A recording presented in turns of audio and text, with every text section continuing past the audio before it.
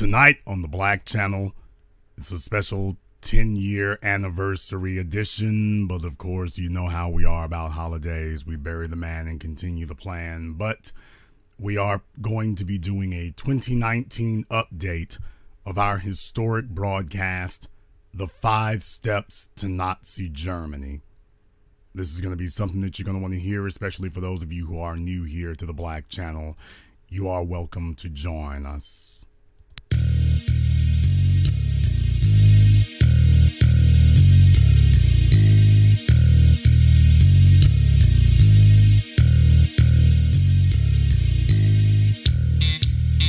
Unapologetic, unadulterated, and absolutely uncompromising.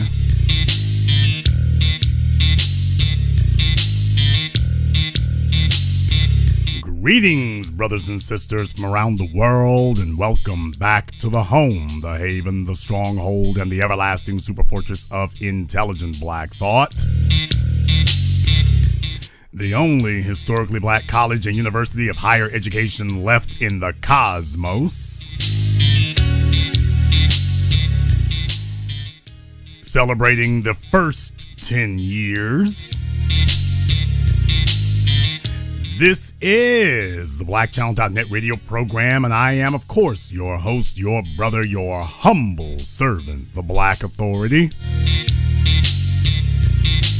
Very glad to be with you all here this evening as we sit down to eat this, drink this, sleep this, think this, breathe this, feel this, live this, love this, be this, everything we are. Black first. And I'm very glad to have you all with us here this evening.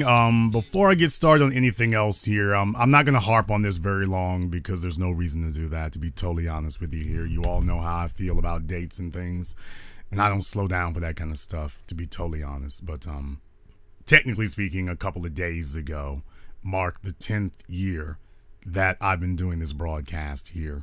And at the beginning, it was me and Professor Black Truth and a mission to change the national dialogue for black people. 10 years ago, Dusty was the rule. 10 years ago, Bill Clinton was an icon.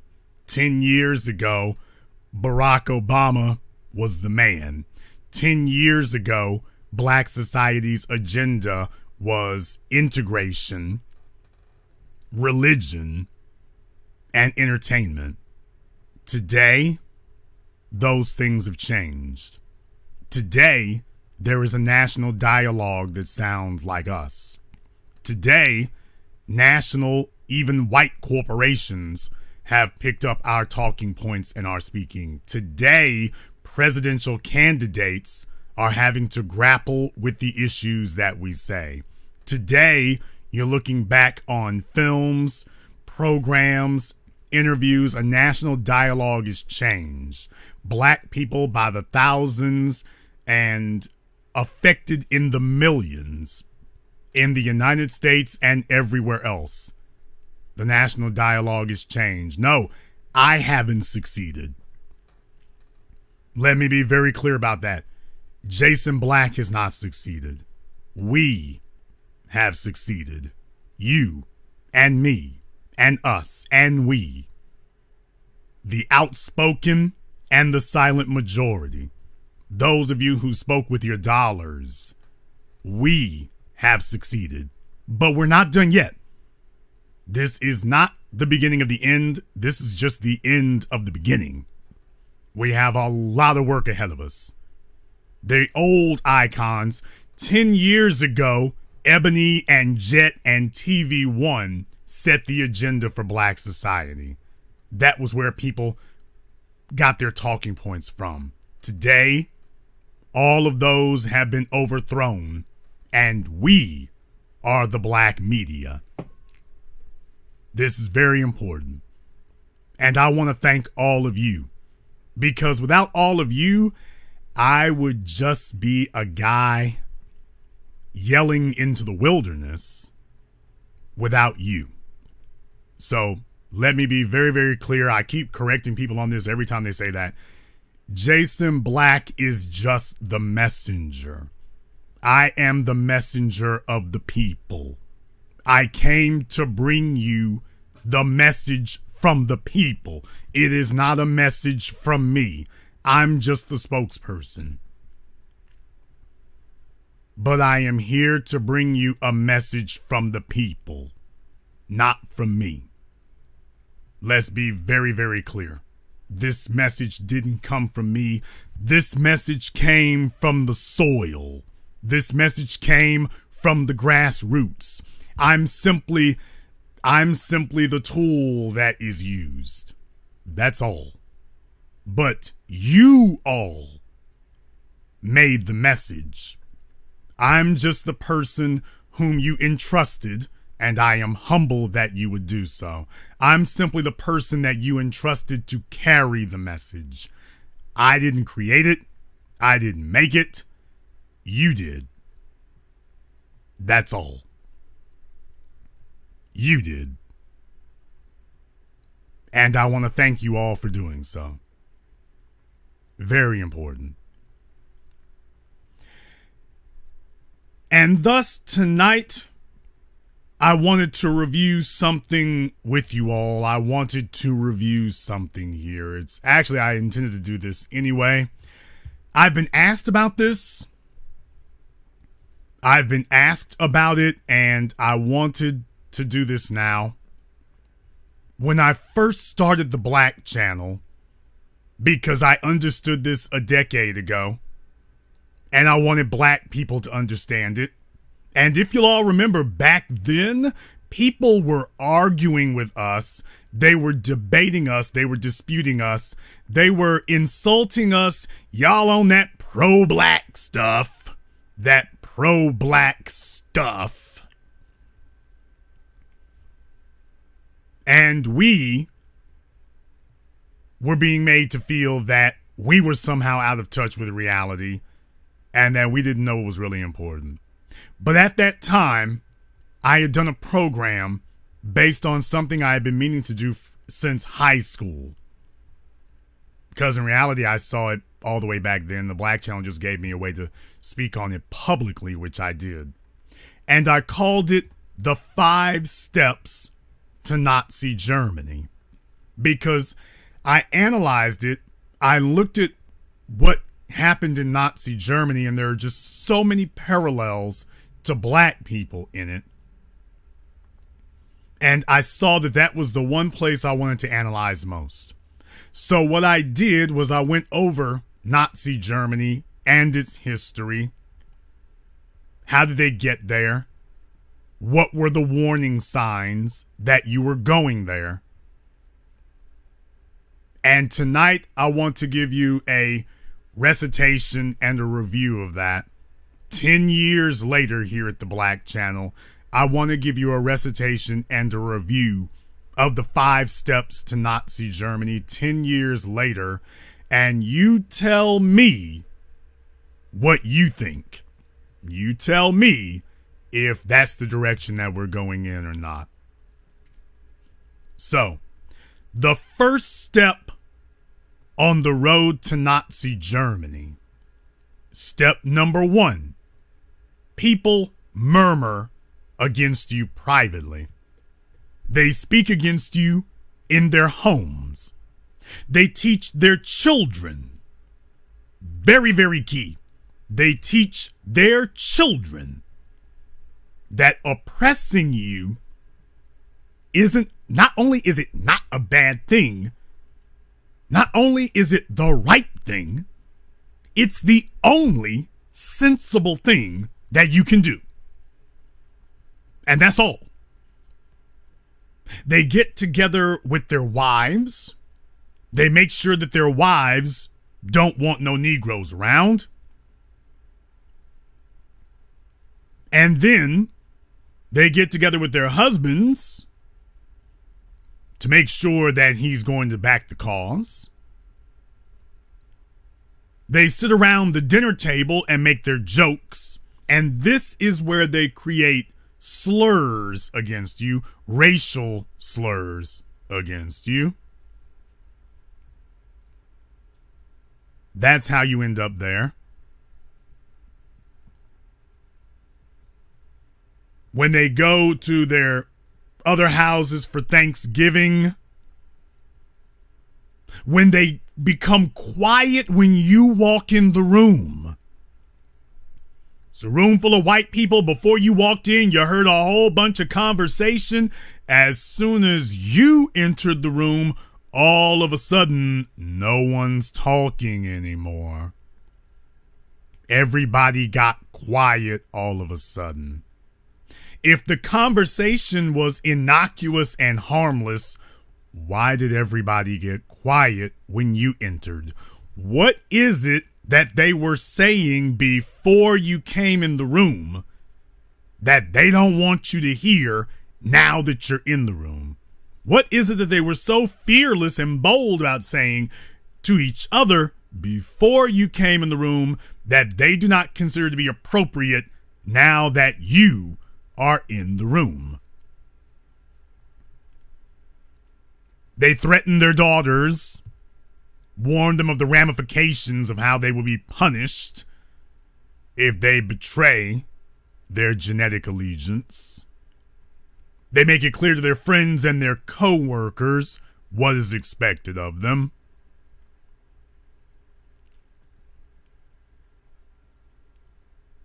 They come up with their pet Negro names. They come up with their code speak. This is where the code speak comes from. It doesn't come from government.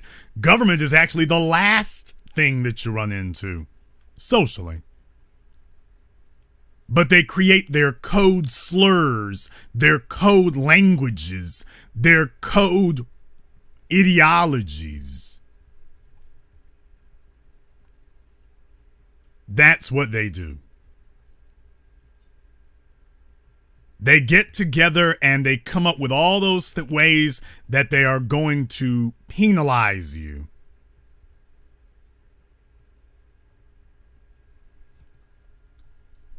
That happens at the home. That happens privately. That happens behind your back. So what you have is a dual society. A place where they've already thought of you as a non-citizen and, more importantly, as a non-person.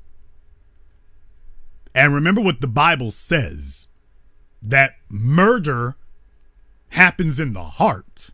You are a murderer the moment that you have made up your mind to kill someone.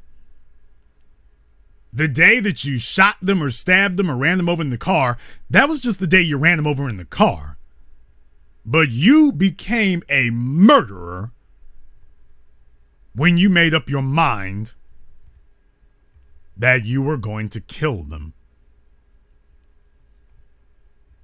Well, you become a Nazi, you become a white supremacist when you start thinking against us, when you start speaking against us. George Zimmerman, that was just the night that he walked out with a gun.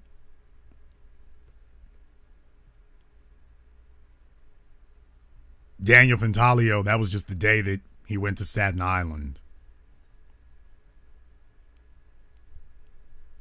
You're a white supremacist the day that you think of it. You're the day that it crosses your mind.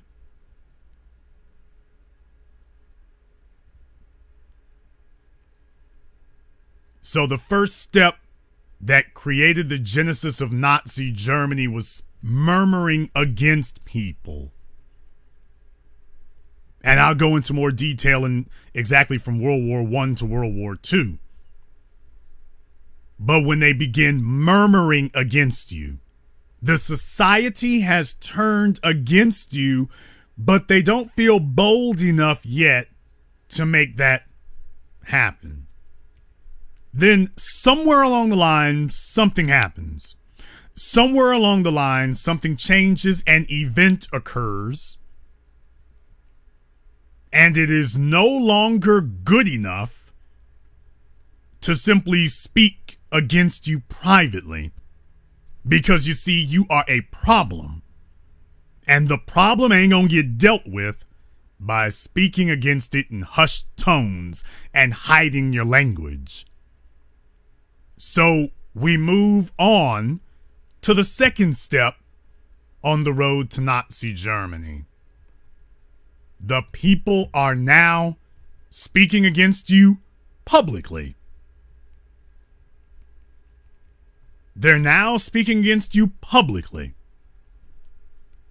Before, they were using their code words, their racial slurs, the ideologies and rationales that they were speaking to their wives and their children and their coworkers and their friends at the Thanksgiving dinner, at the office party when you weren't there, at their churches.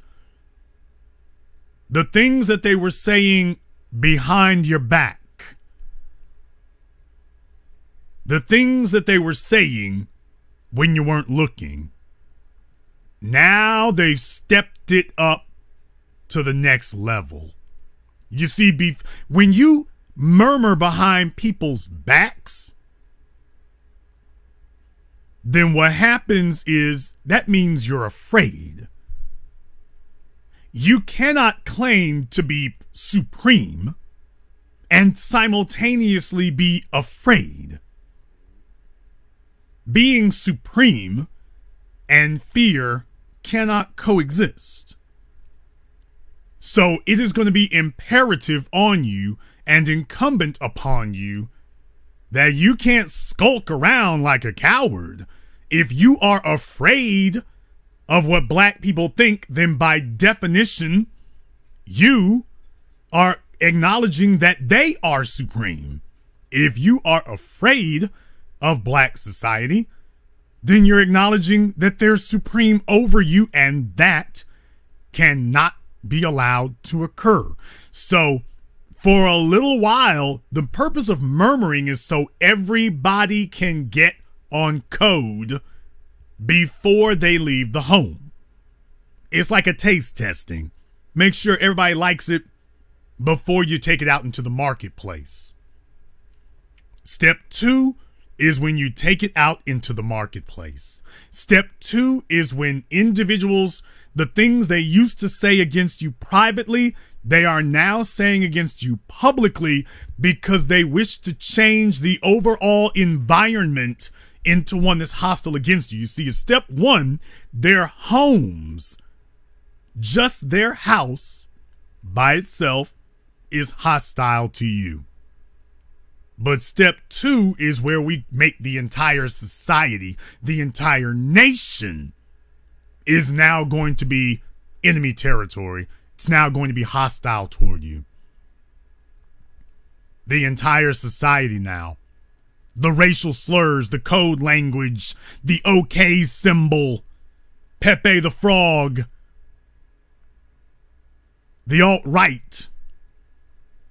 All these code words and code language for you. All these things are now moving into the open where you can see them. Now, because you live in a nation that says that people have the right to say what they want to, even if it is uncivil, they're now moving to exercise their power and encroach on your territory. Is what they're trying to do now. They're trying to encroach on your territory.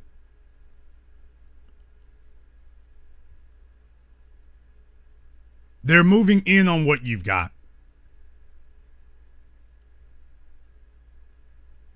And they're trying to normalize the environment to speak against, to act against you. But the overall society has got to be out in the open now. These things that were said behind closed doors, it's now got to be said publicly. So that the average citizen is in an environment where it is now openly accepted to speak against you. You've done nothing to anyone, but we have a goal in mind, and speaking against you openly is the first manifestation that the environment itself has become hostile to you.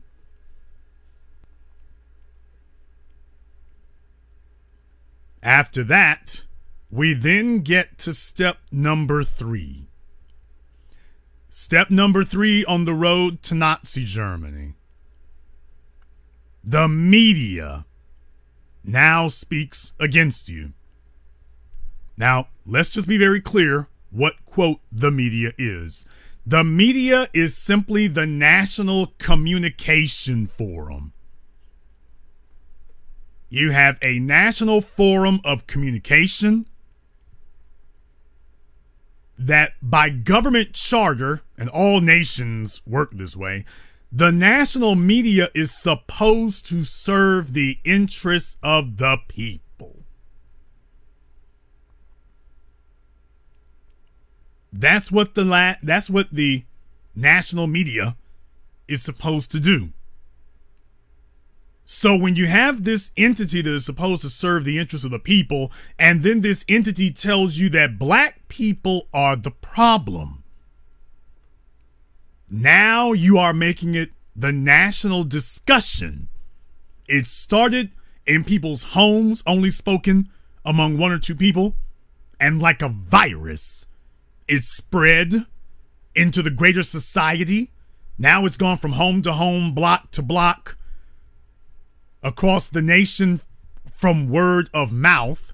Now the national media, which is regulated by the government, so it's a quasi-government entity, now it is picking up the vocabulary and is picking up the hostility toward you of the dominant society that once was murmuring against you, and now they are publicly speaking against you, and now the media is publicly speaking against you.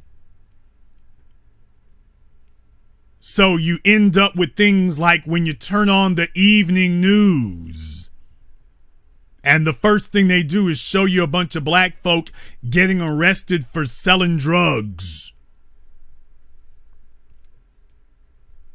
You turn on the news, and when you're watching sports, they're demonizing black athletes. Then they show you the hockey scores with white men beating the hell out of each other and telling you that there was some excitement on the ice today. But if black men push each other at an NBA or NFL game, all of a sudden, well, that's the end of the world if you do it. They tell you that rap music is thug music and so on and so forth. Eminem shows up. Here comes the Grammys. Everything that you were doing all this time that they told you was wrong. Black females have bastard kids. This is what's wrong. There's a problem in black society. A vice presidential candidate, her daughter, a white vice presidential candidate, looking at you, Sarah Palin. Her daughter comes up with a bastard kid. And all of a sudden, no less than Bill O'Reilly and the rest of the right-wingers are telling you why that's okay. Remember that dual system, that dual society that they established in step number 1 of murmuring against you, saying that you're subhuman, talking against you then, establishing their white privilege at step number 1.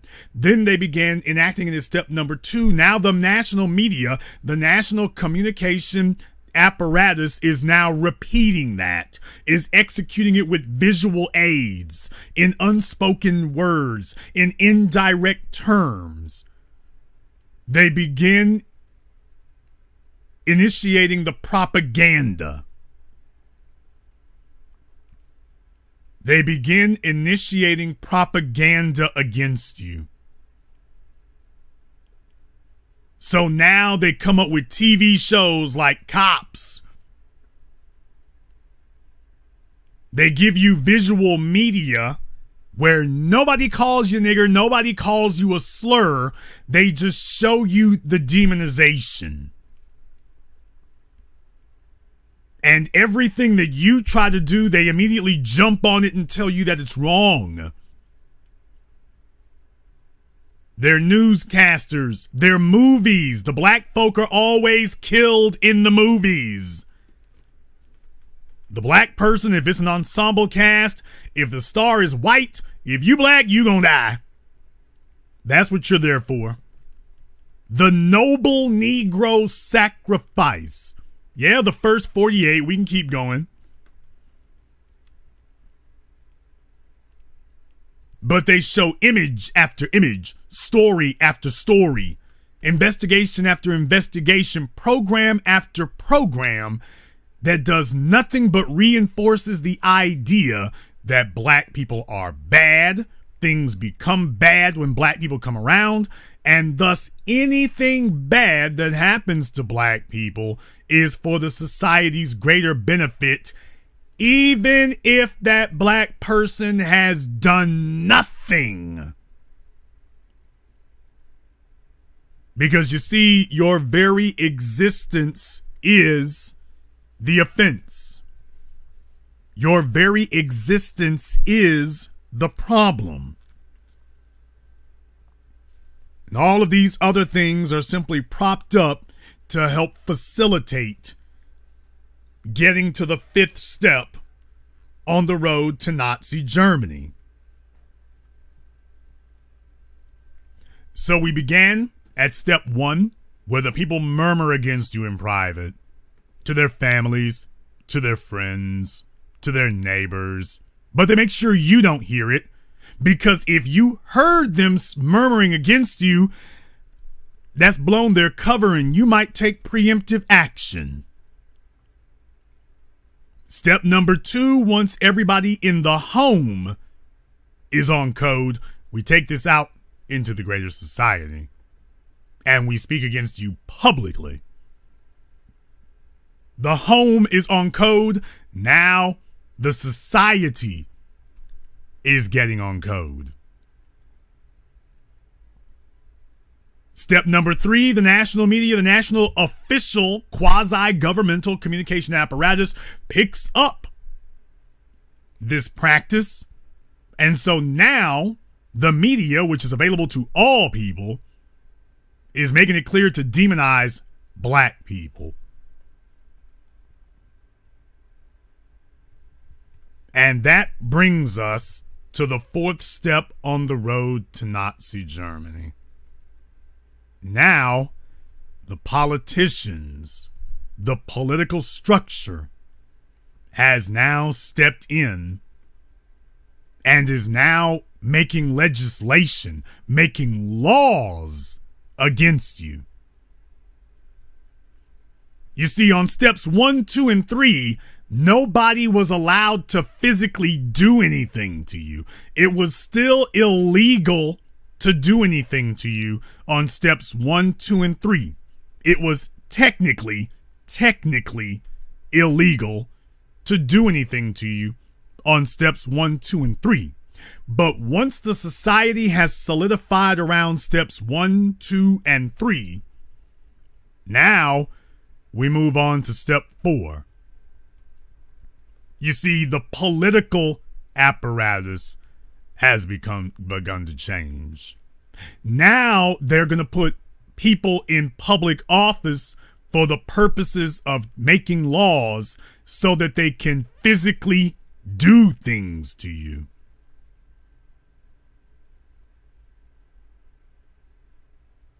Now they're going to make it easier to physically do something to you.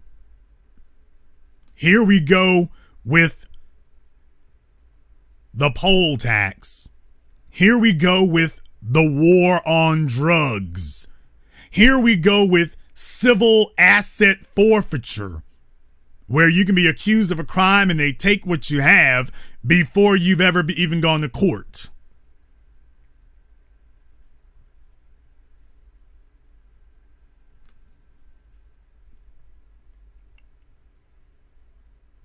Here you go with your laws for dress codes. All of a sudden, the way you dress becomes criminalized. Where you live becomes criminalized. Your practices become criminalized. All of a sudden, being in a gang injunctions, draconian gang injunctions. You've had gangs in America since the beginning of America, but it's only when black gangs rose to prominence that all of a sudden we gotta have national laws targeting you. All of a sudden we gotta do that.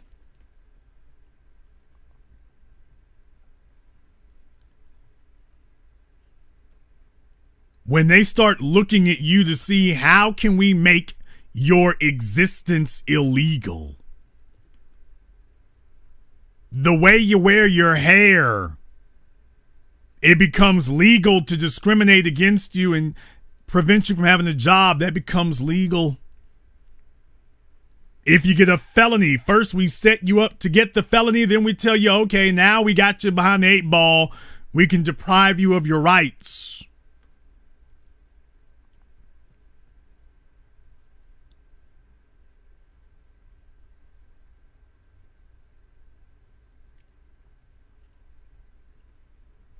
This is what happens when they get started.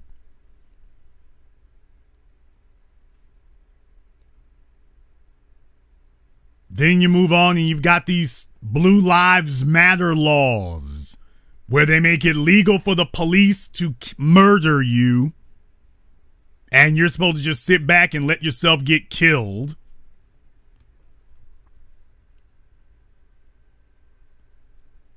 You start having these white privilege laws and these white privilege regulations. You get the Highway Act, which bulldozes entire black neighborhoods. They steer the freeways straight through the black neighborhoods. Oh, well, gotta put a freeway here. There's plenty of white houses over there. Yeah, but we're getting yours.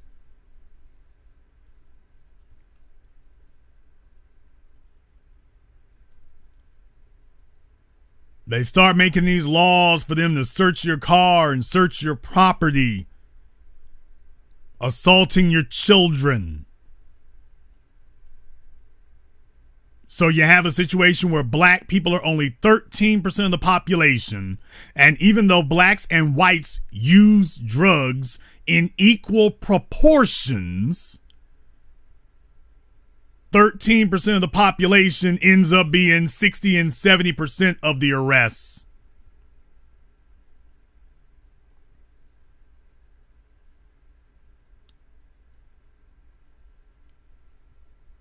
Any of this sound familiar? Stand your ground. Stop and frisk. All of these things. Toxic masculinity, Me Too. Remember, they went back. Michael Jackson is the reason that they went and changed the law in California after Michael Jackson was able to get around those bogus child molestation charges. He was found not guilty in court. They went in California and changed the law so you can compel minors to get on the stand. Bill Cosby. They've gone back now and retroactively changed the statute of limitations. So black folk getting murdered and killed, prosecuting attorneys wrongfully incarcerating black people, that nobody went back and changed the laws because of that. But Bill Cosby, one black person, the media, to take a look at how the steps went there. Step 1, step 2, step 3. The media finds a target, creates a big black boogeyman out of somebody who ain't been relevant in forever.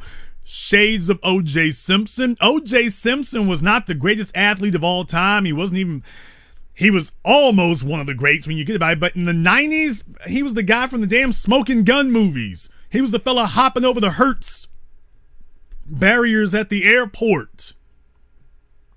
O.J. Simpson was not this major sports figure in the 90s, but you turned on your television and all of a sudden they created a media story. And for those of you who study journalism, you know that they have two things they teach you in journalism school.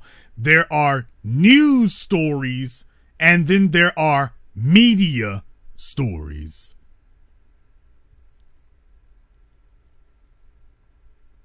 A news story is something that comes from the people. A media story is something that comes from the media.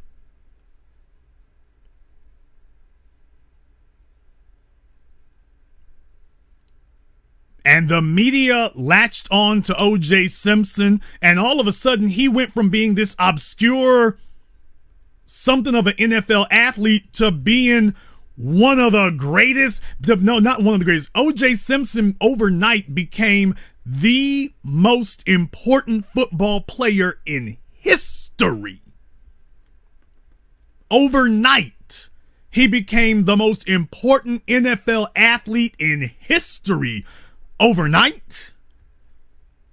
They didn't give him the low-key treatment. A guy who had been nowhere, all of a sudden he becomes the most important athlete ever? How the hell does that happen? How does that happen? It happens because the media was on code. They saw an opportunity and they took advantage of it. They called that the trial of the century. Before the trial was even over, they were calling it the trial of the century as it was happening. They didn't call Charles Manson the trial of the century. They didn't call that the trial of him, and his followers were not called the trial of the century. How in the world? When Timothy McVeigh in Oklahoma City, when he went to court, they didn't call that the trial of the century. He killed over 100 people. And they didn't let cameras in the court. He killed over 100 people. He killed 169 people. The media never referred to that as the trial of the century. O.J. Simpson, accused of killing 2 people, was a washed-up NFL athlete, and that was the trial of the century. A white man kills 169 people. There ain't no trial, no century. What trial of what century? Remember, shortly after that, but that wasn't the trial of the century. Just O.J. The media, the white supremacists in the media at the LA Times, New York Times, CNN, and all the rest of them, they understood that this was their opportunity. You grab a black boogeyman, you blow him up, you put it in the national consciousness, you use your advertiser dollars to make this public enemy number one, and then come the laws. Once we demonize you in the minds of the people, then come the laws. And now you saw it happen again with Bill Cosby, a washed up comedian who was using his notoriety decades before. Now, in black society, they tell you these are cold cases. There's not enough evidence to get anything done. In Bill Cosby's case with Andrea Constand, I believe, that case, the prosecution declined to take up the case previously for lack of evidence. Now, when you're black and you get killed by the police, they tell you that is the end. If the prosecuting attorney refuses to investigate the case or prosecute the case, then that's it. You've hit a dead end. You've hit a brick wall. There's nothing you can do. White society in one calendar year voted out the previous prosecuting attorney and voted in a new one, a new district attorney whose sole platform is elect me. I'm going to go after Bill Cosby. Oh yeah, I need y'all to give me the ability to go after him here. Next thing you know, California and other states, they want to get rid of the statute of limitations on sexual assault or sexual misconduct. Now they've expanded the definition of sexual assault to include simply touching a white woman. You see, with Emmett Till, they at least pretended that that wasn't racially motivated, that it wasn't about you can't look at a white woman. Now they're putting black men in jail for kissing a white girl. They used to tell you that it had to be non-consensual. Now they're telling you that consensual sex with a white woman can be invalidated in court. They're telling you that you can have consensual sex with a white woman, but by the time we get to court, we can actually rule that consensual sex was not consensual sex. There was a juror, remember they had a juror who said, "Can we just find him guilty and go home?" Remember that? They left him on the jury. Am I making that up? Am I making that up?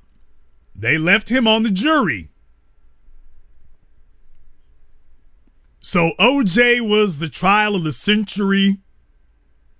Bill Cosby was the second trial of the century. Bill Cosby, who hadn't been on television in decades, but the national media saw another outlet. We can use this to make new laws, like we did with Michael Jackson. Now we got another opening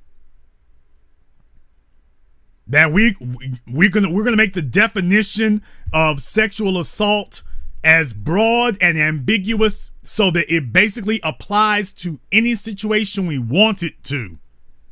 Now they are making it the law of the land. It is now the written law, because before now it was the unwritten law. Now they're making it the written official law of the land that you cannot look at a white woman. That looking at a white woman constitutes sexual assault. They're now making it the literal written law of the land. The legal written law of the land. Now, you thought it was bad with Jim Crow. We're backsliding. We've officially backslid into the Jim Crow laws again. This Me Too stuff is the Mann Act again. It's the Mann Act on steroids with jaws and teeth.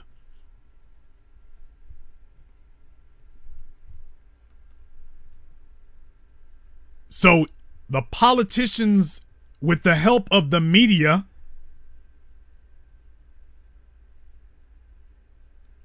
all of a sudden they end up with the ability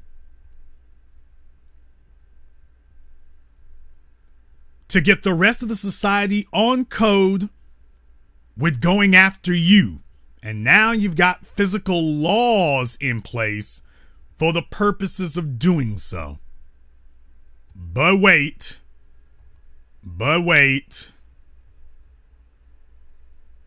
You saw the first step. First they murmur against you. You saw the second step. Now they speak against you in public.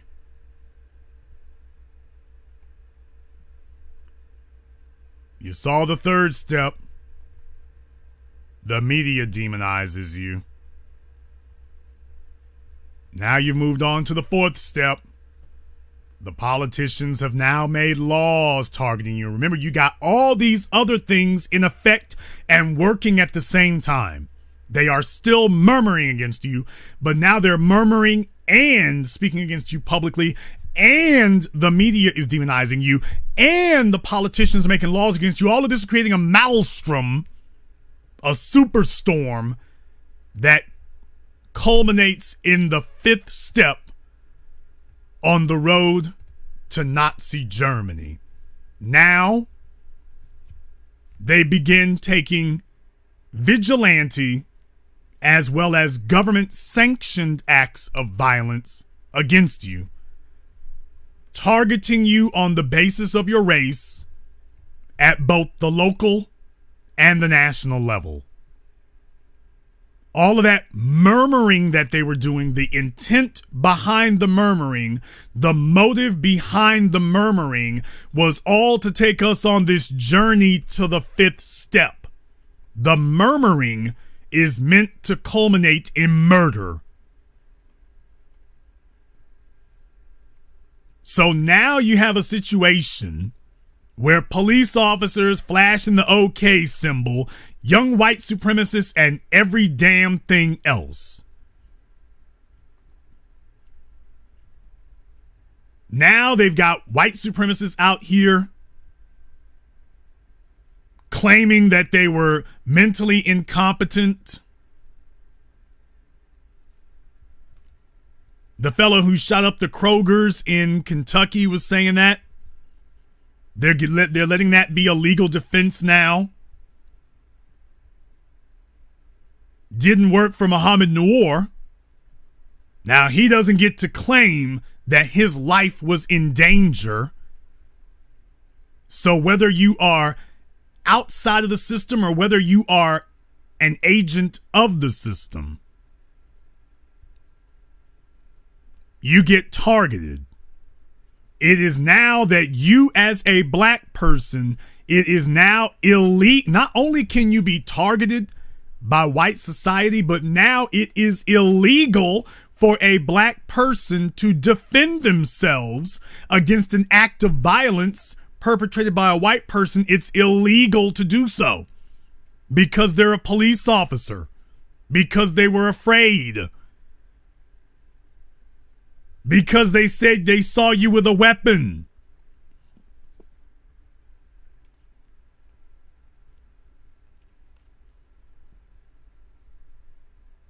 So it's not just government agents or operatives of the government. It's not just police. They have now given the green light to the society at large. They have signaled to the society at large that we're at war and that it is now open season on black people everywhere.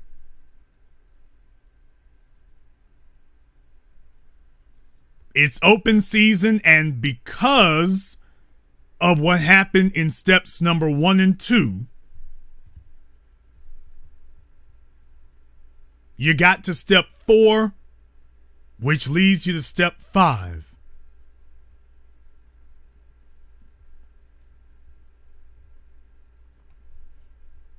And that's where you end up at. That's where you end up at, and here we are.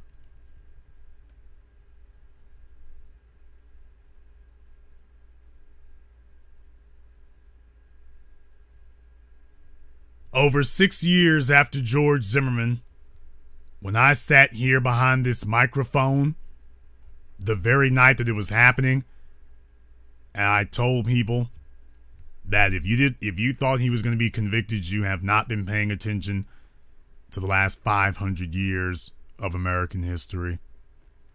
When I sat behind this microphone and I told, for months on end, I was a steady drumbeat that Donald Trump was going to be elected president of the United States. When everybody else was saying it would not happen, I know my history, I know this country, and I know the people in it, both white and non-white.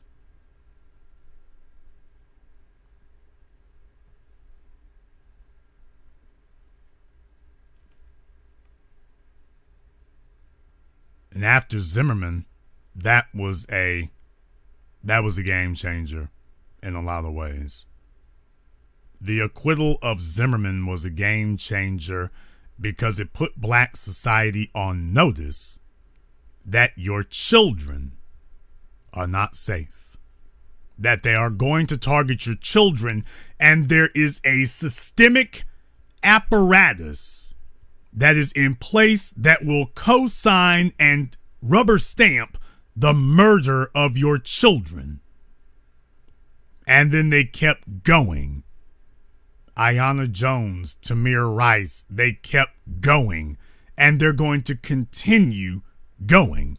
And as the population numbers of the dominant society decrease, they are going to insist on bringing in illegal aliens for the purposes of simultaneously physically displacing us as well as socially and politically displacing us.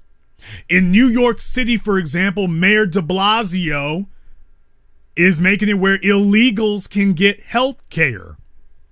Now, they didn't do it for black folk, but illegals can get health care in New York. Illegals are able to drive in California, and the police have told the police officers that you can't impound the car of an illegal because that would be a hardship. Now, if a black person doesn't have insurance, well, you can impound their car. No, seriously, that's the way that the police are executing it. It's not the written law, but that's what the police are doing. Oh, it'd be too much of a hardship to take a car from an illegal alien. They need it for their jobs. Okay, what about black folk who live there? Oh, well, it ain't that important for you. It sounds like a comedy skit until you realize, wait a minute, no, they're really doing this. They're really doing this. They really are targeting us. They really are instituting two systems here. The purpose of illegals is, if you think back to the founding of the country and the Land Act, and when they were giving land to Europeans who came here. If you'll remember, they made it as easy as possible for Europeans to come to this country. They made it easy. They gave them land. They gave them education. They gave them a head start and a leg up. Now, at the exact same time, they were stopping black people and penalizing black people. Now, the dominant society today doesn't have the population numbers to maintain that politically, so they're bolstering those population numbers by bringing in non-white citizens who harbor white supremacist tendencies and are openly hostile to black people. In effect, they are honorary white people. In effect, they're honorary white people and honorary white supremacists. They help to further the goals of white supremacy. But it would be a lot easier if they had some help. So get that healthcare issue off of them. Make sure they got jobs. Make sure they can drive legally on the streets. We have to remove, while they are, notice what they have a history of putting up impediments for us. You want to talk about this minority coalition? Brothers and sisters, when have they ever said that you need to leave black people alone so they can get to work? They put up obstacles for us. The Supreme Court ratifies and approves obstacles for us. They take your cars. I mean, understand this. So the same country and the same state that says that illegals can drive and the police shouldn't mess with them even if they don't have insurance. This is the same country that was impounding the cars of black people if they were accused, not proven, not convicted, simply accused of selling drugs. So for black people, they made laws that said take their cars, create a hardship. But for illegals, oh, they need to be protected from the police and protected from hardship. And nobody is suggesting that you make a similar law to protect black people.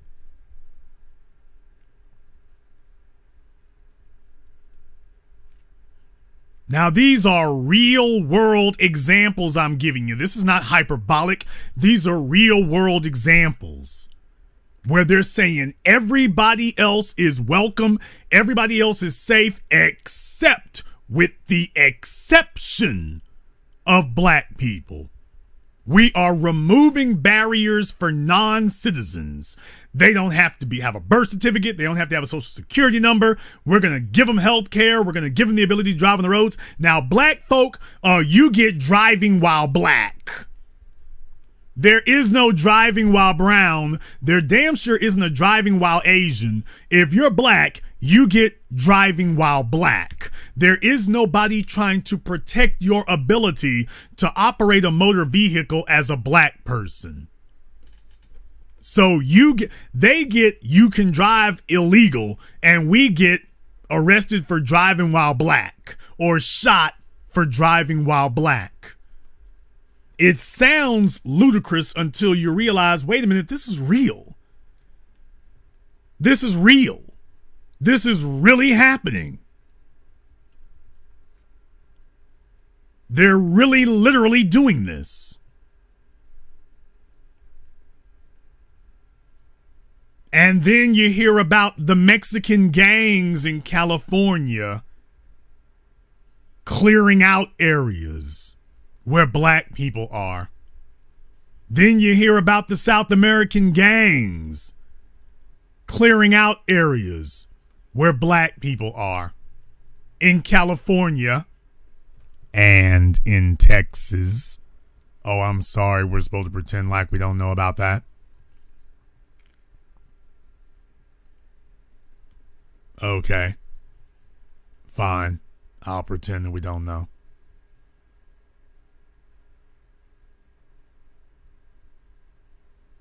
I'll pretend that we don't know.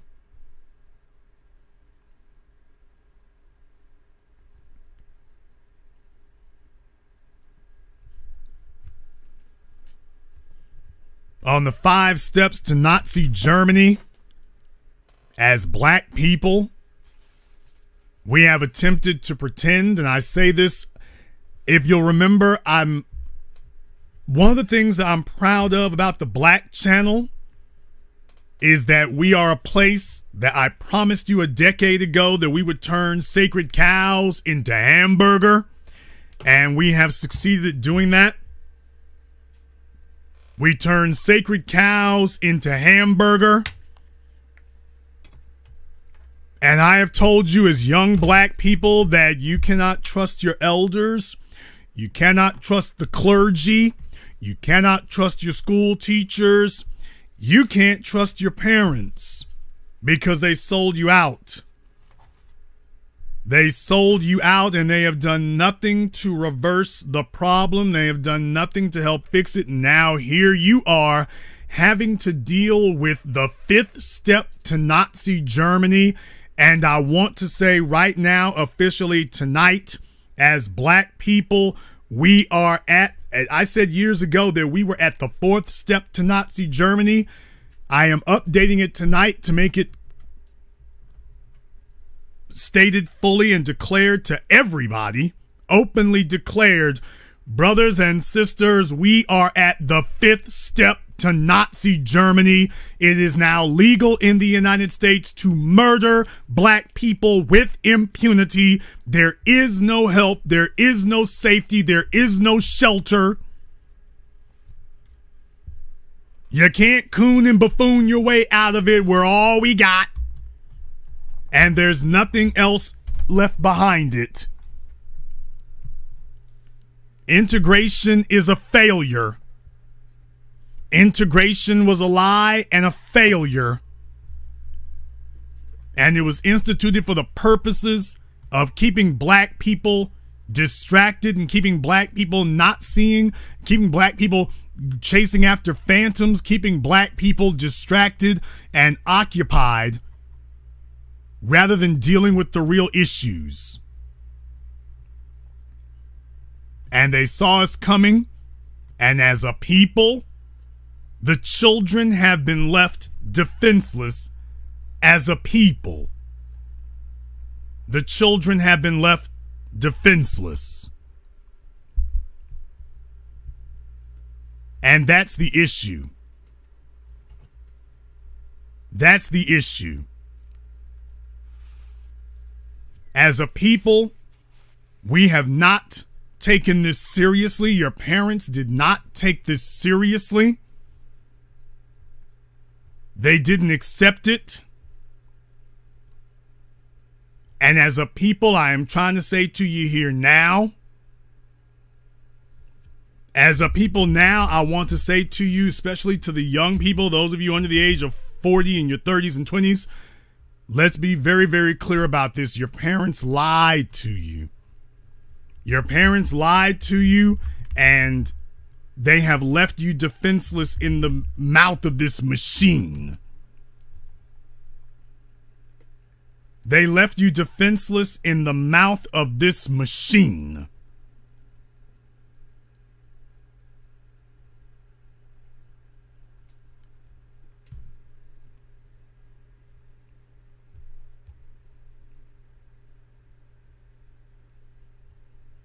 As a people, I'm watching young black people who have been taught more about operating a cell phone than they have about white supremacy. Do you understand that? Show me where this generation is prepared to lead against this new system. Well, I shouldn't say new system, but against these circumstances. Where are they prepared to do so? Where is the previous generation prepared them for that?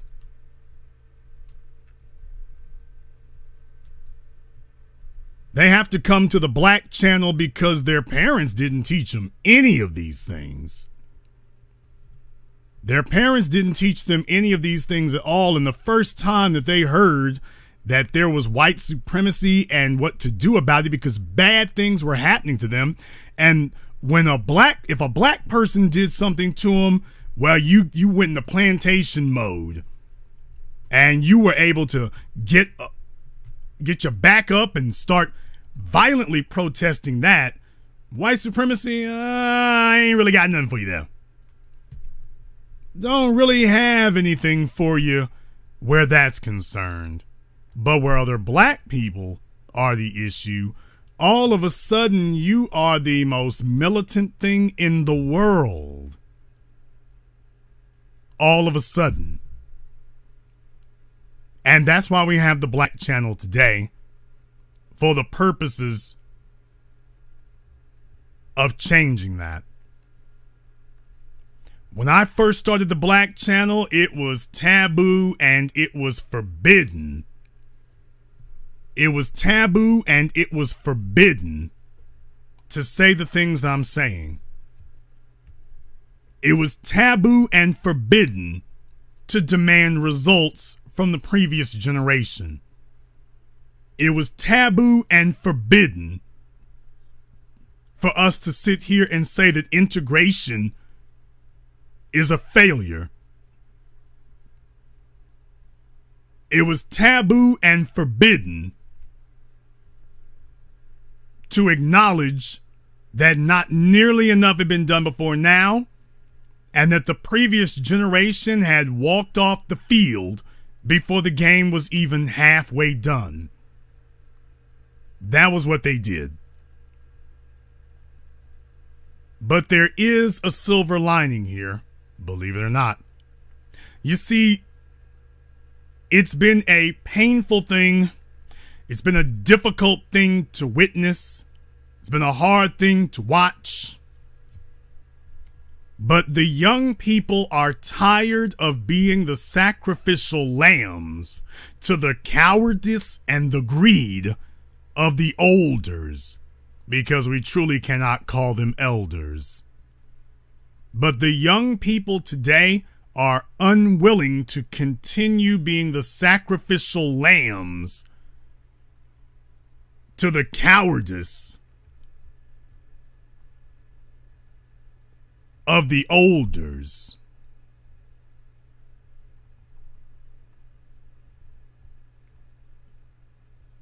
That's an important thing for us to have here. I created the Black Channel because I wanted to change that. I created the Black Channel because I wanted us to start having a counter discussion to that.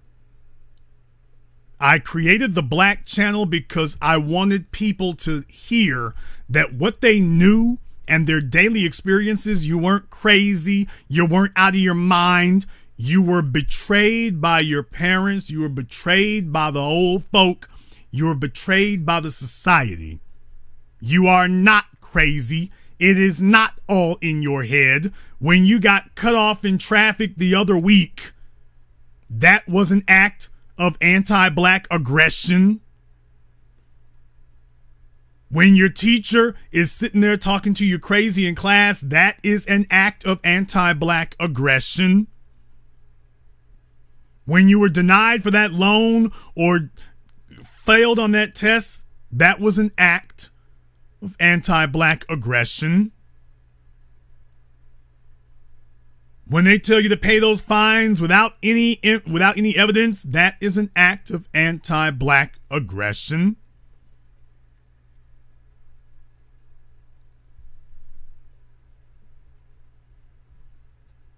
As a people, I want you to understand that. Now, there is a clip from Bill Curtis talking about the Night of Broken Glass, and it speaks on the history of the Night of Broken Glass. And I want to play that for you now because I want you to hear what happened during that event. I want you to hear what they said occurred and ask yourselves, does this sound in any way familiar to anything you've heard?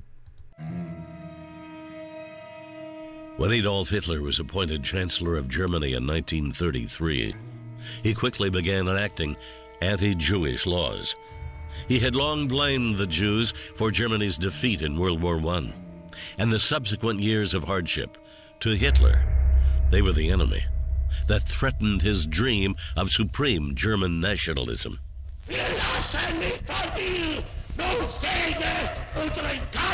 By 1935, Jews were stripped of German citizenship, refused education. Their businesses were openly boycotted by the Nazi Party. Now, did you hear that part that he just said there? I want to replay that for you really briefly here. Did you hear this part? By 1935, Jews were stripped of German citizenship, refused education.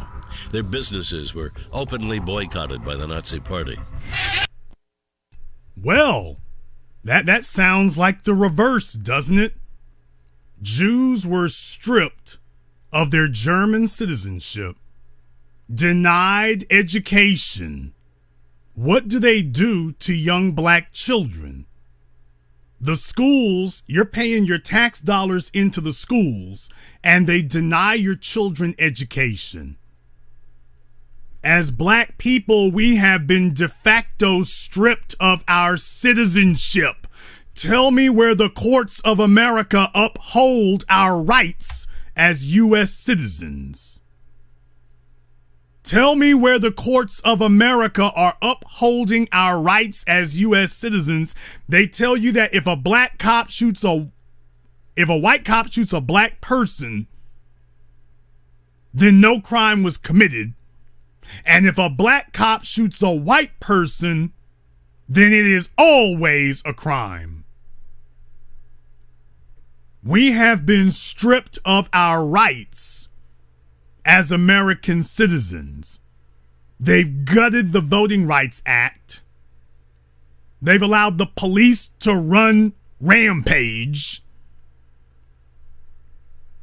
And they have made it the law of the land. It is now legal to do these things to black people. Legal. And we have been stripped of our rights as American citizens. We've been stripped of our rights.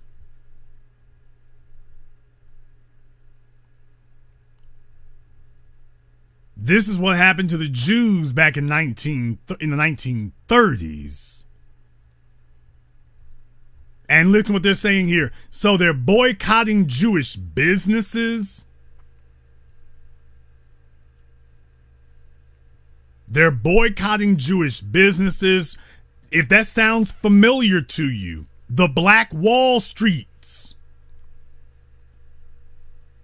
The Black Wall Streets, what did they do? They targeted Jewish businesses. What did they do to black people? Target black businesses. And that still goes on to this day. If you're a black person trying to start a business, they understand, oh, you're trying to bolster yourself against our crooked economy. Oh, okay, we can't have that. We can't have that. So they go after your ability to acquire capital and resources.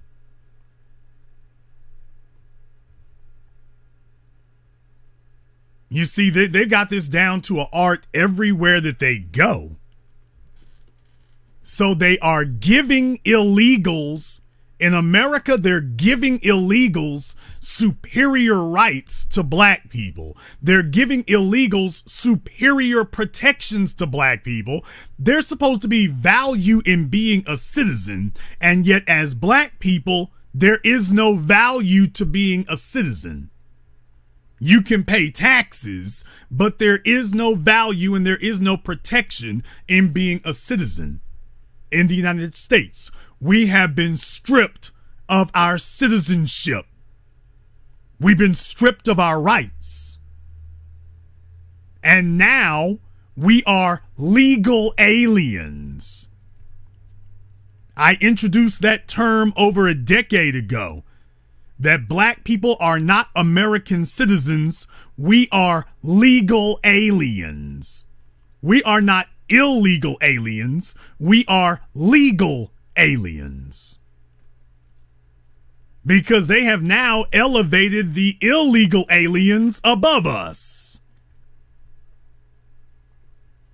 They have put the illegal aliens higher than us. The illegal aliens have rights. I mean rights, not privileges. They have rights. The illegal aliens have superior rights to black people.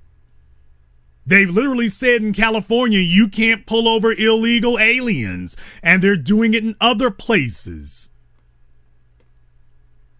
They're doing it in other places in the South. You ought to see what's happening in Arkansas and the Carolinas. They got whole sanctuary cities out there in the Carolinas. For those of you who haven't been through there anytime recently, they got the big buses with the illegals going through there in the Carolinas, where Dylan Roof was shooting at black folk, and meanwhile the Mexicans are all over the place. In Atlanta, Georgia, they got their own damn mall. So they're telling black folk you can't open a business, and meanwhile illegals who are not even supposed to be on the soil, they're protecting their right to be there. Oh yeah, but only where black people live. Now they are not allowing the illegals to come where the white folk are. They're telling the illegals you can go where black people are. You can go to the black schools. You can go to the black schools. You can move into the black neighborhoods. You can go there. But you can't come where the white folk are. You can come here, but you can't come where we are. We want you to go where black folk are, because the goal and the strategy is for you to displace black people. It's the opposite. It's the reverse of what Nazi Germany did, and is the same thing. It is the reverse and simultaneously the same thing. They persecuted Jews by stripping them of their citizenship, by denying them the right to education. And with black people, they've stripped us of our citizenship, denied us the right to education, and moved in a new group of people to supplant us, to bolster their system. Storefronts, branded with the Star of David to prevent patronage. They were effectively outcast. Hundreds of thousands fled.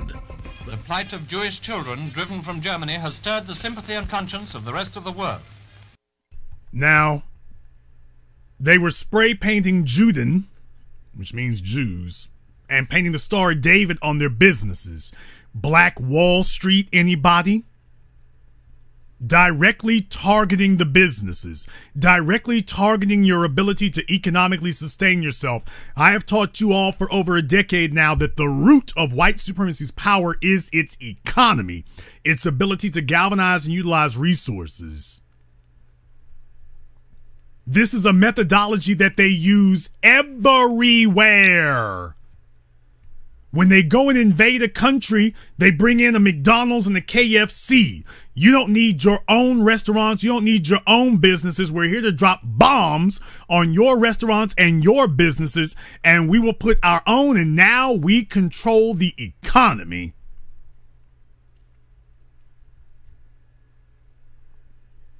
Now we control the economy. And if you have any, we're going to try to destroy those first. We're going to go after that first. Because once you're economically helpless, you will be physically helpless. To prevent patronage, they were effectively outcast. Hundreds of thousands fled. The plight of Jewish children driven from Germany has stirred the sympathy and conscience of the rest of the world. Here is the first group arriving at Harwich. But soon, the prospects for refuge would wither. Surrounding countries, worried about an overflow of immigration, tightened their borders. A dilemma Hitler counteracted by forcibly expelling foreign-born Jews. Now, do you all realize that everybody is tightening their borders today against black people? Now, nobody is tightening their borders against Latinos, people of Spanish descent. It's only when melanated people show up, you come in from Haiti or Africa or whatever, you get bounced back. They're coming to arrest you. You can get deported. People of direct African descent, you can get deported, but not these other people. Not these other people. So what he's saying here is they have these selective immigration rules. You're on the outside, and all of a sudden people start tightening up their rules and keeping you out. And now we see that here in America. They're tightening up the immigration laws, but targeting black people for removal.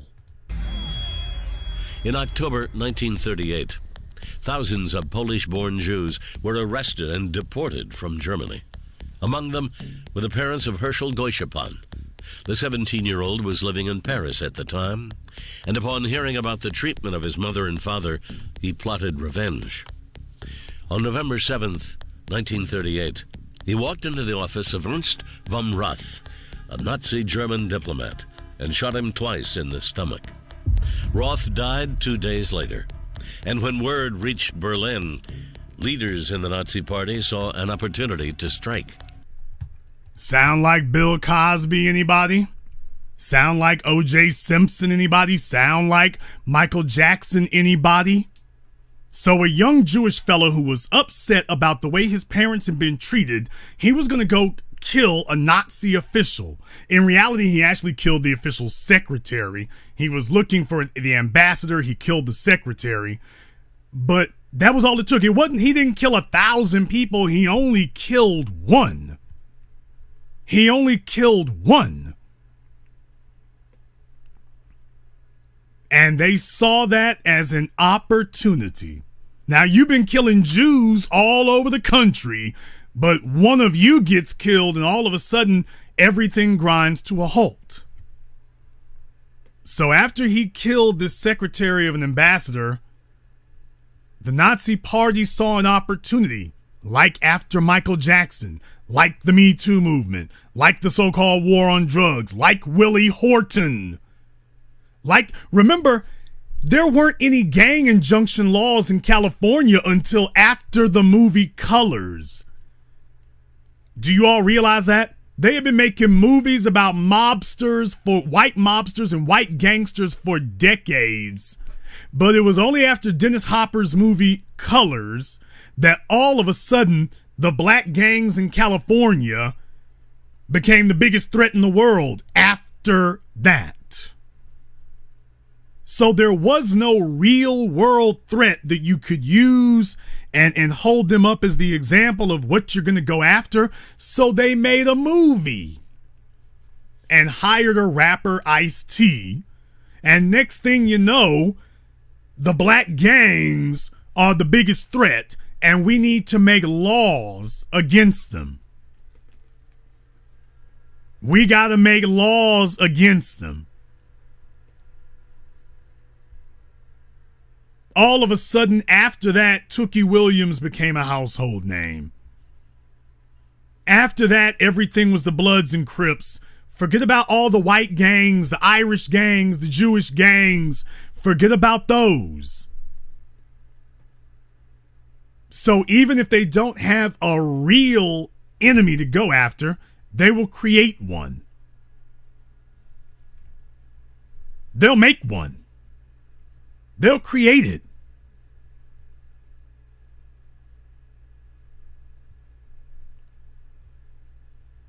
That's just how far it goes.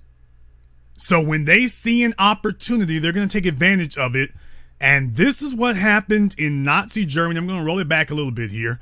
But this is what happened in Nazi Germany. From Germany. Among them were the parents of Herschel Goischepan. The 17-year-old was living in Paris at the time, and upon hearing about the treatment of his mother and father, he plotted revenge. On November 7th, 1938, he walked into the office of Ernst von Rath, a Nazi German diplomat, and shot him twice in the stomach.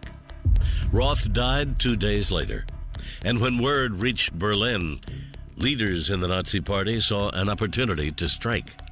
In a fiery speech, Nazi propaganda minister Joseph Goebbels encouraged anti-Semitic demonstrations, and on the night of November 9th, 1938, Nazi mobs took to the streets. Rioters targeted Jewish homes, stores, schools, hospitals, and synagogues. Buildings were torched and windows smashed. German firemen and police were ordered to stand down. Okay, now you've got imagery here of Nazis going down the street with torches in the middle of the night with torches, shouting their slogans, looking for non-Aryans to target, committing acts of violence. However, take a look up there now.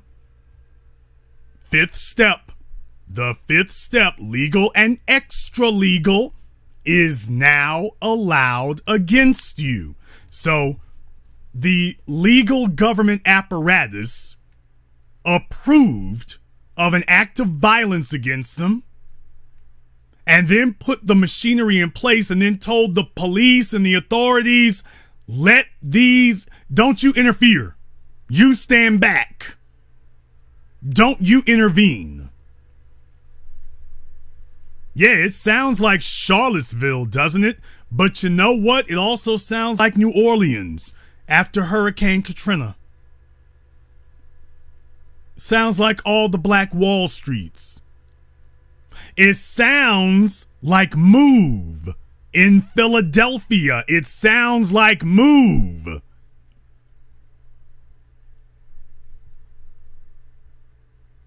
It sounds like that. We have a long and storied history of this. But you know what else it sounds like? It sounds like every shooting of an unarmed black person. It sounds like that. It sounds like those. And yeah, that's what Charlottesville was supposed to be. It was supposed to be the kicking off. It was supposed to be the Kristallnacht of our time.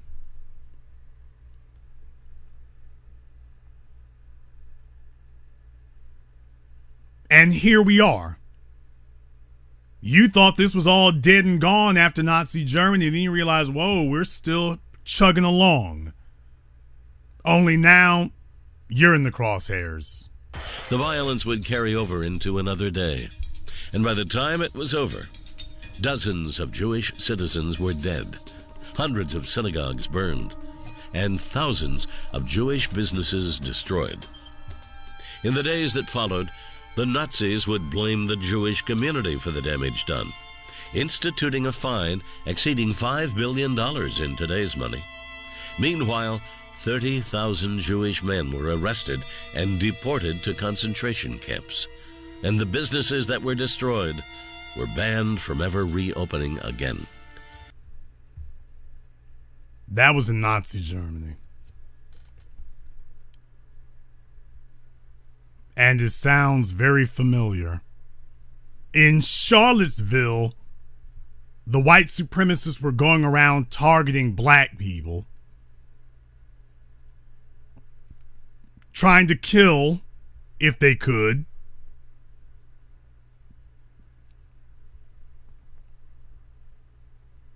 and right now they are deporting us. I want you to understand, they are deporting black people today. They are deporting us from areas of poverty and desperation to areas of greater poverty and greater desperation. We are being deported within the territorial confines of the United States, which is why we don't recognize it. You're not being deported south of the border. You are being deported out of the city that you live in into the wilderness. As black people in Harlem, Philadelphia, Detroit, black people are being deported out of those cities. San Francisco, now less than 5% black, and the whole state of California is following suit. You are being deported out of these cities and out of these states. Don't look around to figure out where you're going to be deported to. They're not going to send you, quote, back to Africa. They don't have to. They're deporting you right here. They're sending you to the wilderness right here. They don't have to send you to foreign soil. They've deported you right where you are. They've deported you to the wilderness right where you are. This is why black people don't recognize it. Yes, deportation or gentrification is deportation. You are being deported from the city to the wilderness. Skid Row in Los Angeles has got more black folk than anything else. I have been to Skid Row several times. I've been up and down those dozens of blocks. I made the documentary about Skid Row and its racial ramifications, and I showed you black folk all over the place on Skid Row. Skid Row is where is majority black. In a city that's whittled down, its black population is single digits. And the majority of your black folk in jail, homeless, on the verge of being homeless.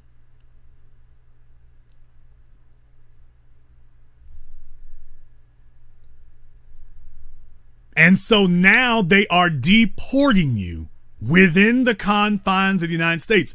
If you all remember, Neely Fuller, I believe, has a similar ideology about that. That he says the society is a prison and that all blacks are confined within this prison. And that when you are sent to jail or the penitentiary, that he doesn't call it jail or penitentiary, he calls that greater confinement. So you are already confined in the society at large. And if you get sent to prison or jail, you are simply now in greater confinement. You are already a legal alien in the United States. You're already a legal alien. They are now deporting the legal aliens and bringing in illegal aliens to replace you as the population, as the social mechanism, as the consumer base, as the consumer class. They are bringing them in to replace you. And you are being deported. Black people are being deported out of D.C. They're being deported out of Atlanta. They're being deported out of the entire state of New York. They are being deported out of the entire state of California.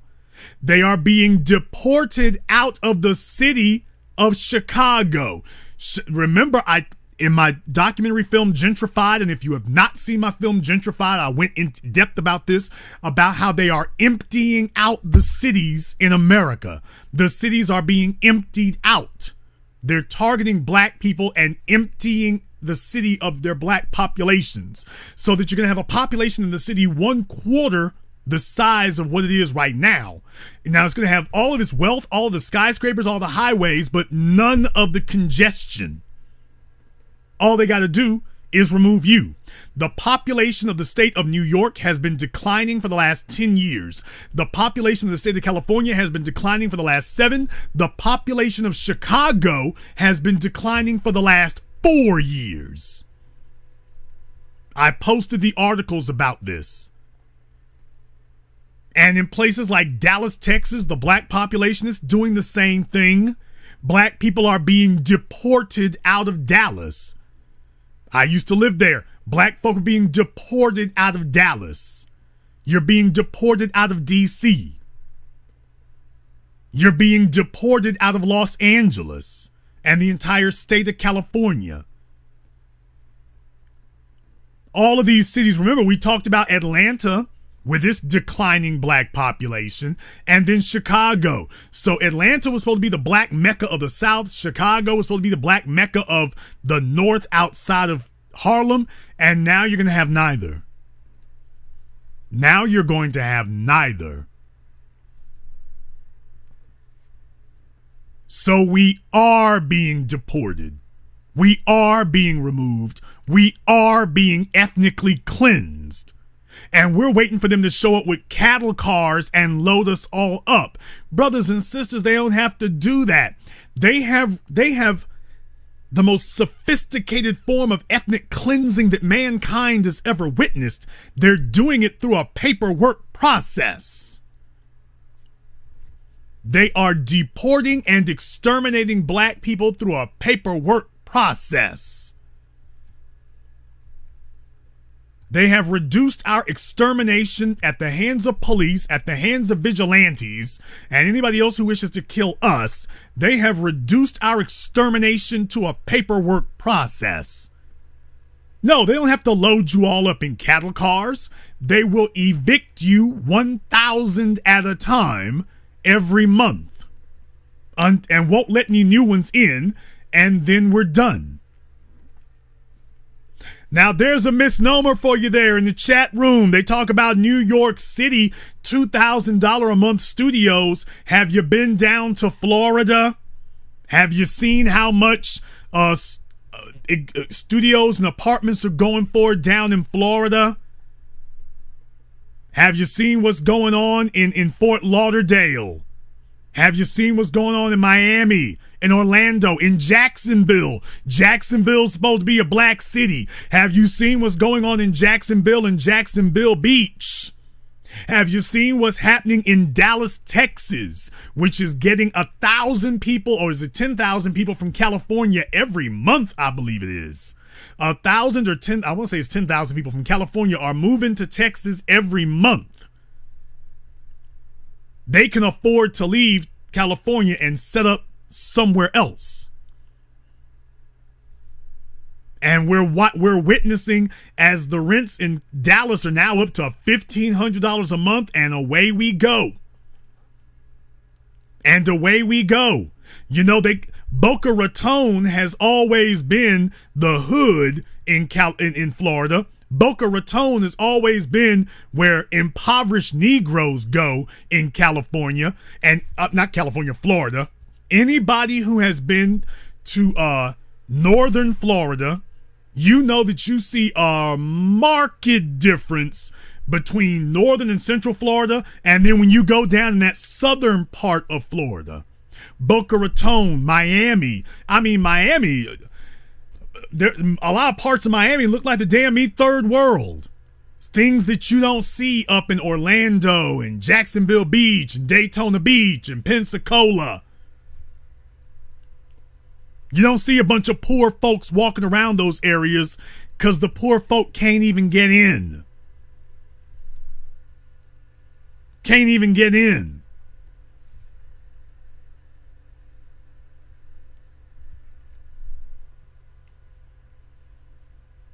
And pretty soon, mark my words, pretty soon Boca Raton is going to be living the high life.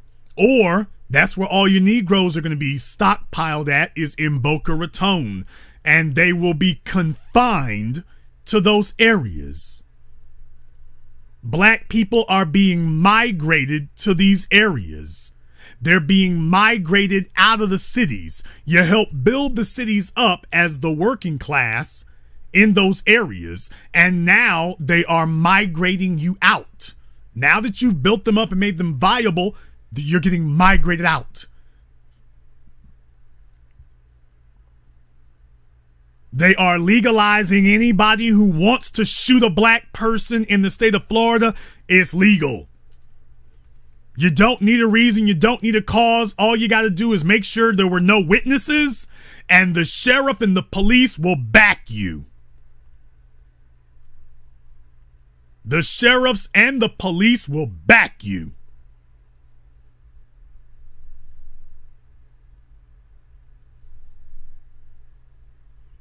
We are being deported.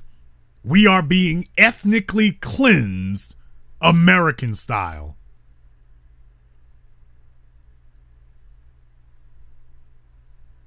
I created my documentary work. I did these things because nobody else was talking about this. Nobody else would get up and do it. TV One refused to do the work that we do, which is why they are no longer the black media and we are. And I am telling you, at this point, you have to take this situation this seriously. We are at the 5th step to Nazi Germany. We are there now. They can murder us with impunity. They can move us in mass. They can ethnically cleanse us in whole populations at will. The political structure has made it all the written law. From the way we dress, to where we spend our money, to if we spend our money. We have been publicly declared as the enemy. Now the next question becomes, well, what do you do about it when you're standing on the 5th step to Nazi Germany? What do? Well, the first thing you have to do is you have to wake the hell up. And in the words of Dr. John Henry Clark, you have to look at the black person next to you and realize that that is your best chance for survival. Black people have been trying to figure out how we can survive with the help of white society. Problem: the dominant society is the one that's put us in this position and is oppressing us. That's not going to be a way out. The way out begins with you and me and us and we acknowledging that this is the situation that we are in. Looking at the black person next to you and realizing that you have a debt of honor and an obligation to that person to do no evil. That's what we have to understand first and foremost, that brothers and sisters, when it all comes down to it, when the rubber meets the road, we're all we got. We're all we got. And that's the first step that we have to acknowledge as black people. We're all we got. It's just gonna be you and me. That's it. There is no, well, I'm going to be the protected coon and the pet Negro. There is no pet Negro position. There is none. And the first step to getting out of the 5th step on Nazi Germany is to recognize the black people around you are all you got. And that every single one of us better get on code. Our survival depends upon it. The next step is realizing that they went after your economy because that is what they are most terrified of. They are most frightened of your economy because poor people will always be the easy targets of victimization of people who are not poor. So the first step to making yourself a hard target is to stop being a poor target. That's the first step to becoming a hard target. Don't be a poor one. Being poor makes you a hard target. And what do you do about that? Stop pretending that religion and fraternities and education for the sake of being a student and sports and video games are going to be your salvation, that integration is going to be the way out. Brothers and sisters, economic empowerment, that's what it's all about. The fact they go after us so hard every time that happens, that tells you that's the path to salvation, but it ain't gonna be easy. It ain't gonna be easy. It is not going to be easy to get there. That's what you have to understand. We want to take some easy way out. Let me just go to church and it'll be okay. Let me just type on Twitter and it'll be okay. Let me just get a non-black girlfriend, boyfriend, it'll be okay. No, it is not gonna be okay. You have to have your economy together, otherwise you are helpless. So first, you need to have a code of conduct that says we're all we got. Second of all, the code of conduct is bolstered by the economy. You have to have an economic code of conduct. So first, you have to have your personal code of conduct. Second, you have to have your economic code of conduct. And I don't give a damn if there's only one other black person who is not interested in being marched off to the concentration camps. You get with them. I don't care about your religious differences. I don't care about your skin color differences. I don't care about your ideological differences. If you both agree that you do not wish to be marched off into that dark night and exterminated, you better get together with each other and start building.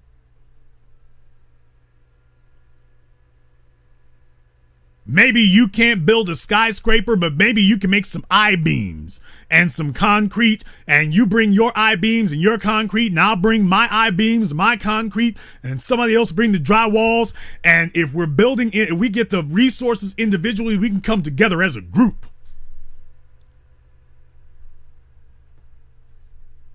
And then you move on to the third step. Consider this the third step of black empowerment. The first step is getting a personal code of conduct. The second step is getting an economic code of conduct. And the third step is establishing a societal code of conduct that you execute. The third step is having a societal code of conduct and then execute it.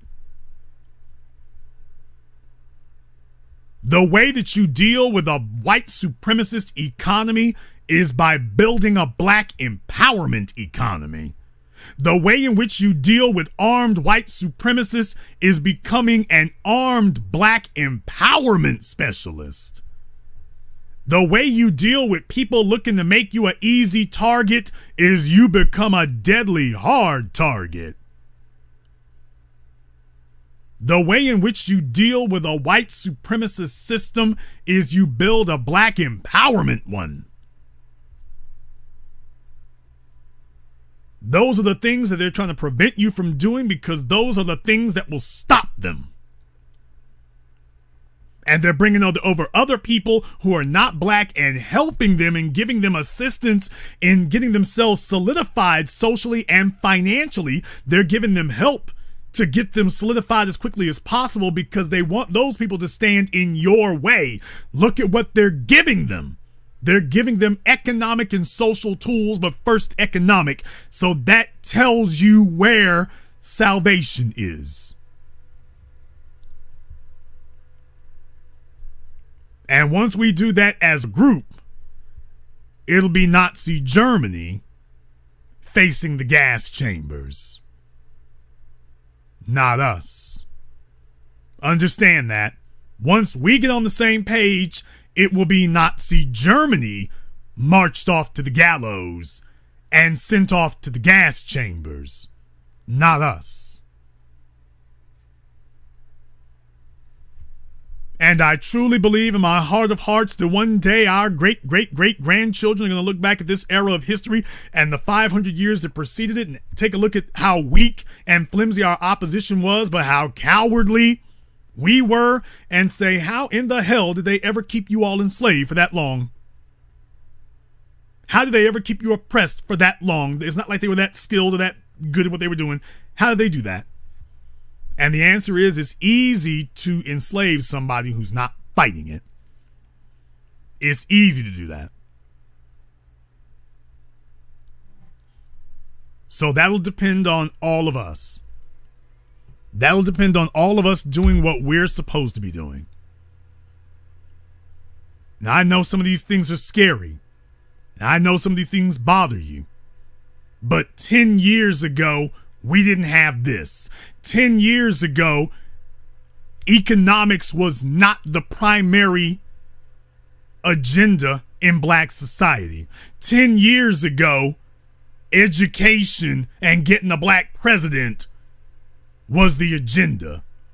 10 years ago, John Lewis could trot out that old ragged, dusty speech about Edmund Pettus Bridge, and that was an applause line. Today, John Lewis don't want to talk about Edmund Pettus Bridge anymore.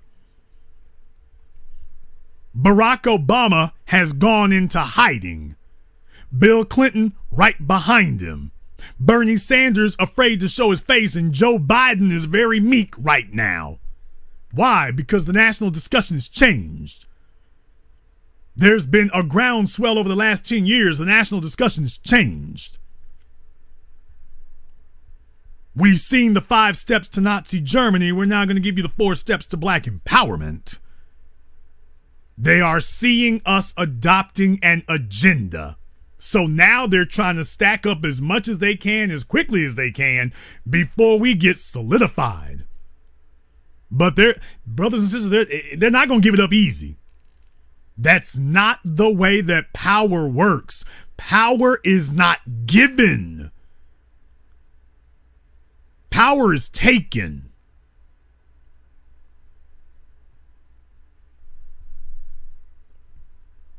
They're not going to give you anything. You are going to have to take it. Everything that they have, you have to understand, the dominant society sees the murder of black people as the cost of doing business. They see the brutalization of black people and the murder of black people as a necessary, I can't even say that they consider it a necessary evil. They just consider it to be a necessary ritual.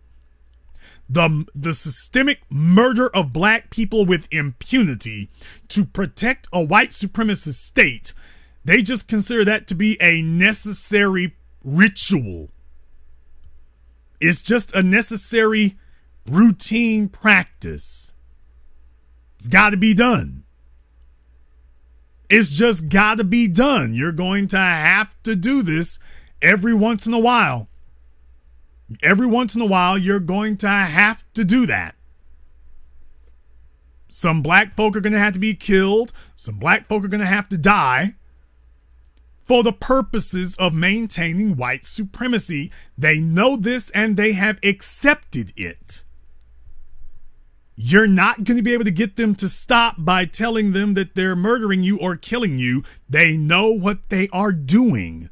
And they accept your murder, death, suffering, and oppression as the price that they are willing to pay, the piece of their soul that they are willing to sacrifice in order to maintain what they've got. And so they'll get out in the streets and march sometimes. They might call up to a talk show and protest white supremacy every once in a while. But the concrete steps that need to be taken to dismantle white supremacy, they will not do it. They want to tell themselves, well, I know I'm not that bad. But when you ask them, okay, here's what you need to do, all of a sudden they get real quiet on you. They back off. All of a sudden you're standing by yourself. All of a sudden they tell you, well, the real issue, illegals are suffering too and gays are suffering too. It's not just black people. It's not just black people. So they acknowledge that you are specifically targeted and that you are a special targeted people. And then they turn around and tell you, yeah, but that don't mean nothing. We can't do something just for you, even though you are the only one being targeted. So what that means, brothers and sisters, is you cannot ask, you cannot beg, you cannot plead. You are going to have to take it. It is not going to be given to you. You will have to take it. Survival is power.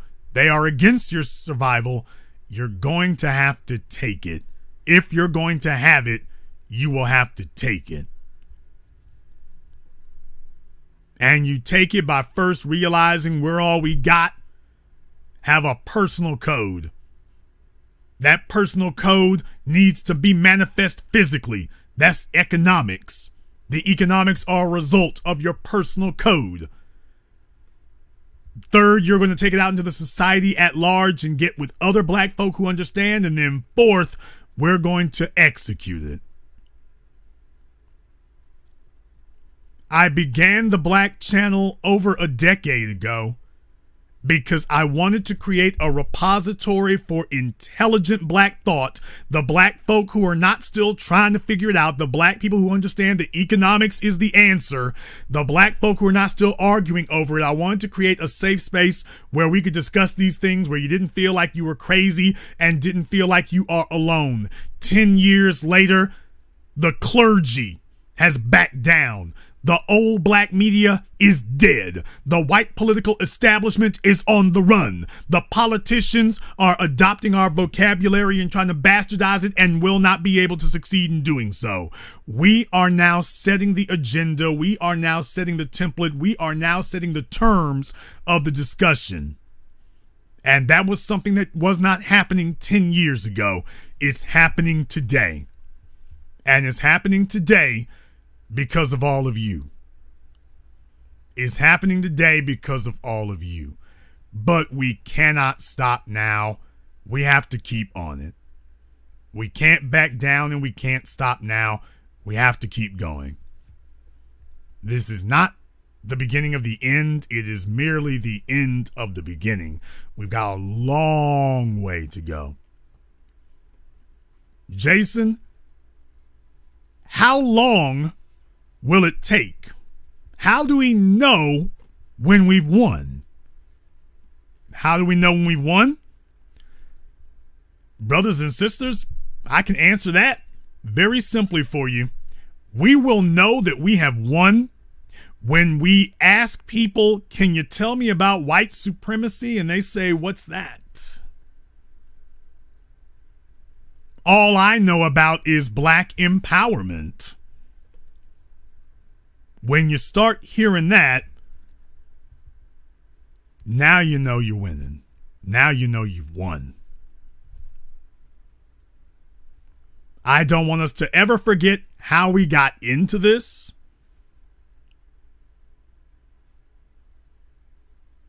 But when black empowerment becomes as common as shoes and eyelashes, that's when we won. And then after that, now that you've won the war, you must now win the peace.